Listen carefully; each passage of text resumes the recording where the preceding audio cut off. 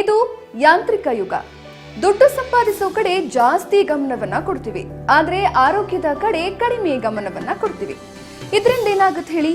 BP, diabetes, ಮೊಣಕಾಲು ನೋವು, ಮಂಡಿ ನೋವು, ಅಲರ್ಜಿ, ಉಸಿರಾಟದ ತೊಂದರೆ, ಸೋರಿಯಾಸಿಸ್, ಒಂದ ಎರಡ ಇಂತಹ ಅನೇಕ ಹೆಲ್ತ್ ಡಿಸಾರ್ಡರ್ಗಳು, ಡಿಸೀಸಸ್ ನಮ್ಮನ್ನ ಕಾಡುತ್ತೆ. ನೂರಾರು ಆಸ್ಪತ್ರೆಗಳನ್ನ ಸುತ್ತಾಡ್ತೀವಿ, ಸಾವಿರಾರು ಲಕ್ಷಾಂತರ ರೂಪಾಯಿ ಖರ್ಚನ್ನ ಮಾಡ್ತೀವಿ. ಆದ್ರೆ ಪರಿಹಾರ ಸಿಗುತ್ತಾ? ನಮ್ಮನ್ನ ಹಿಂಡಿ ಹಿಪ್ಪೆ ಮಾಡ್ತಿರೋ ದೈಹಿಕ ಕಾಯಿಲೆಗಳು ಮತ್ತು ನ್ಯೂನ್ಯತೆಗಳಿಗೆ ಬೆಂಗಳೂರಿನ ಅವಶ್ಯ ನೋನಿ ಹರ್ಬಲ್ ಕೇರ್ ಸಂಸ್ಥೆಯವರು ನೋನಿ ಹಣ್ಣಿನ ಎಕ್ಸ್ಟ್ರಾಕ್ಟ್ ನಿಂದ ತಯಾರಿಸಲಾಗಿರುವ ಅವಶ್ಯ ನೋನಿ ಡಯಾ ಪ್ಲಸ್, ಅವಶ್ಯ ನೋನಿ ನೇಚರ್ ಪ್ಲಸ್ ಮತ್ತು ಅವಶ್ಯ ನೋನಿ ಮುಸ್ಲಿಯನ್ನ ಯೂಸ್ ಮಾಡೋದ್ರಿಂದ ಸಂಪೂರ್ಣ ಪರಿಹಾರ ಸಿಗುತ್ತೆ. ಇದನ್ನ ನಾವ್ ಹೇಳ್ತಾ ಇಲ್ಲ, ಈಗಾಗಲೇ ಲಕ್ಷಾಂತರ ಮಂದಿ ಇದರ ಪ್ರಯೋಜನವನ್ನ ಪಡ್ಕೊಂಡಿದ್ದಾರೆ, ತಮ್ಮ ಆರೋಗ್ಯವನ್ನ ಸುಧಾರಿಸಿಕೊಂಡು ಹ್ಯಾಪಿಯಾಗಿದ್ದಾರೆ.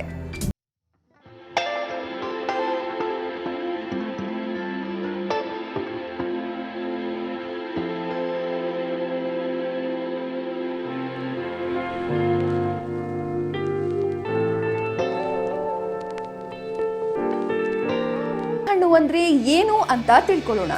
ಸುಮಾರು 3000 ವರ್ಷಗಳಿಂದ ಭಾರತದಲ್ಲಿ ನೋನಿ ಹಣ್ಣನ್ನ ಉಪಯೋಗಿಸಲಾಗ್ತಾ ಇದೆಯಂತೆ. ಇನ್ನು ನಮ್ಮ ಋಷಿ ಮುನಿಗಳು ಕೂಡ ನೋನಿ ಹಣ್ಣಿನ ಬಗ್ಗೆ ಗ್ರಂಥದಲ್ಲಿ ಬರೆದಿದ್ದಾರೆ. ಇಷ್ಟೇ ಅಲ್ಲ, ಜಗತ್ತಿನ 43 ಯೂನಿವರ್ಸಿಟಿಗಳು ನೋನಿ ಹಣ್ಣಿನ ಬಗ್ಗೆ ಅಧ್ಯಯನ ಮಾಡಿ ಇದು ಬಹಳ ಉಪಯುಕ್ತವಾದ ಹಣ್ಣು ಅಂತ ಅಧ್ಯಯನದಲ್ಲಿ ಉಲ್ಲೇಖಿಸಿದ್ದಾರೆ ಕೂಡ. ನೋನಿ ಹಣ್ಣು ನಿಜಕ್ಕೂ ಒಂದು ಚಮತ್ಕಾರಿ ಹಣ್ಣು.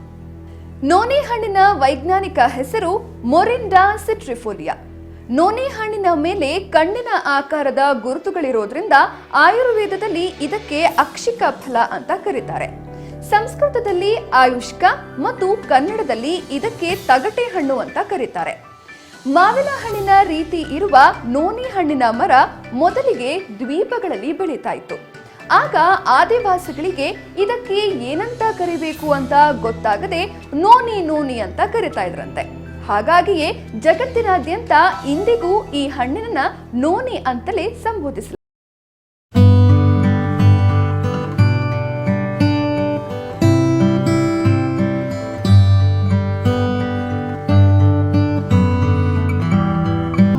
ನೋನಿ ಹಣ್ಣಿನಲ್ಲಿ 160ಕ್ಕೂ ಹೆಚ್ಚು ಪೌಷ್ಟಿಕಾಂಶಗಳು, ಮಿನರಲ್ಸ್, ಆಂಟಿಆಕ್ಸಿಡೆಂಟ್ಸ್, ಆಲ್ಕಲೈಡ್ಸ್, ಅಮಿನೋ ಆಸಿಡ್ಸ್ ಹೀಗೆ ಆರೋಗ್ಯಕಾರಿ ಅಂಶಗಳಿವೆ. BP, ಡಯಾಬಿಟಿಸ್, ಥೈರಾಯ್ಡ್, ಉಸಿರಾಟದ ಸಮಸ್ಯೆ, ವೆರಿಕೋಸ್ ವೈನ್ಸ್, ಪೈಲ್ಸ್, ಮಲಬದ್ಧತೆ, ಮಹಿಳೆಯರ ಋತುಚಕ್ರದ ಸಮಸ್ಯೆಗಳಿಗೆ, ವ್ರಣಗಳಿಗೆ ಮತ್ತು ಎಲುಬು ಮುರಿದಾಗ ಅತ್ಯದ್ಭುತ ಔಷಧಿಯಾಗಿ ಪರಿಣಾಮ ಬೀರುತ್ತೆ.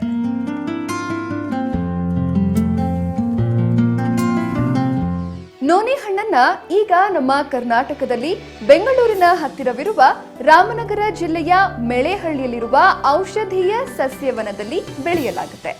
ಈ ಔಷಧೀಯ ಸಸ್ಯವನವು ಬೆಂಗಳೂರಿನ ಅವಶ್ಯ ನೋನಿ ಹರ್ಬಲ್ ಕೇರ್ ಸಂಸ್ಥೆಯ ಹೆಮ್ಮೆಯ ಕನಸಿನ ಪ್ರತಿಫಲ.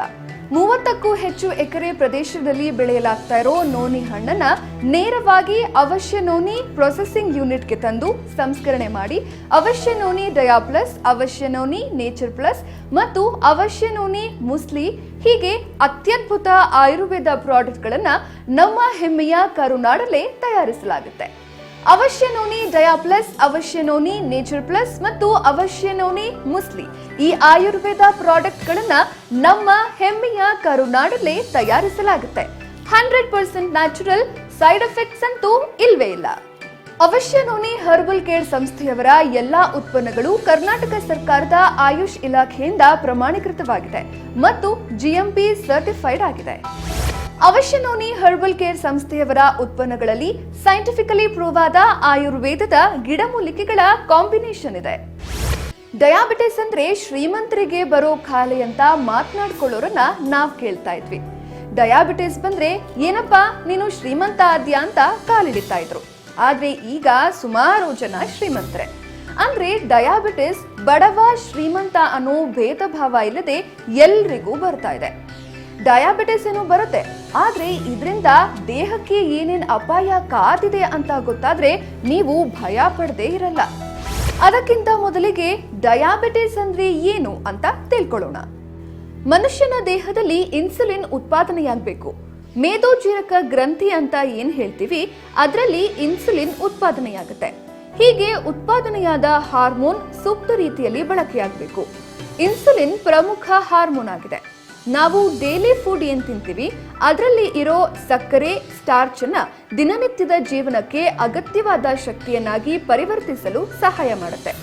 ಆದರೆ ಇನ್ಸುಲಿನ್ ಸರಿಯಾದ ರೀತಿಯಲ್ಲಿ ಉತ್ಪಾದನೆ ಆಗದೇ ಇರೋದು ಅಥವಾ ಉತ್ಪಾದನೆಯಾದ ಹಾರ್ಮೋನ್ ಸರಿಯಾದ ರೀತಿಯಲ್ಲಿ ಬಳಕೆ ಆಗದಿರೋದೇ ಮಧುಮೇಹ ಅಂತಾರೆ. ವೈದ್ಯಕೀಯ ಪರಿಭಾಷೆಯಲ್ಲಿ ಹೇಳೋದಾದ್ರೆ ಇದೊಂದು ಕ್ರಾನಿಕ್ ಮೆಟಬಾಲಿಕ್ ಡಿಸಾರ್ಡರ್. ಅಂದರೆ ರಕ್ತದಲ್ಲಿ ಗ್ಲೂಕೋಸ್ ಪ್ರಮಾಣ ಮಿತಿಗಿಂತ ಹೆಚ್ಚಾಗಿ ದೀರ್ಘಕಾಲದ ಆರೋಗ್ಯ ಸಮಸ್ಯೆ ಕಾಡುತ್ತೆ. ಮಧುಮೇಹದಲ್ಲಿ 2 ವಿಧಗಳಿವೆ, ಟೈಪ್ 1, ಟೈಪ್ 2. ಟೈಪ್ 1 ಮೇದೋಜೀರಕ ಗ್ರಂಥಿಯ ಬೀಟಾ ಜೀವಕೋಶಗಳು ಇನ್ಸುಲಿನ್ ಎಂಬ ಹಾರ್ಮೋನ್ ಅನ್ನ ಉತ್ಪಾದಿಸದೇ ಇದ್ದಾಗ ಉಂಟಾಗುವ ಆರೋಗ್ಯ ಸಮಸ್ಯೆ. ಟೈಪ್ 2 ಮೇದೋಜೀರಕ ಗ್ರಂಥಿಯು ಸಾಕಷ್ಟು ಪ್ರಮಾಣದಲ್ಲಿ ಇನ್ಸುಲಿನ್ ಉತ್ಪಾದಿಸದೇ ಇದ್ದರೆ ಅಥವಾ ಉತ್ಪಾದಿಸಲ್ಪಟ್ಟ ಇನ್ಸುಲಿನ್ ಸರಿಯಾಗಿ ಬಳಕೆ ಆಗದೇ ಇದ್ದಲ್ಲಿ ಉಂಟಾಗುವ ಆರೋಗ್ಯ ಸಮಸ್ಯೆ.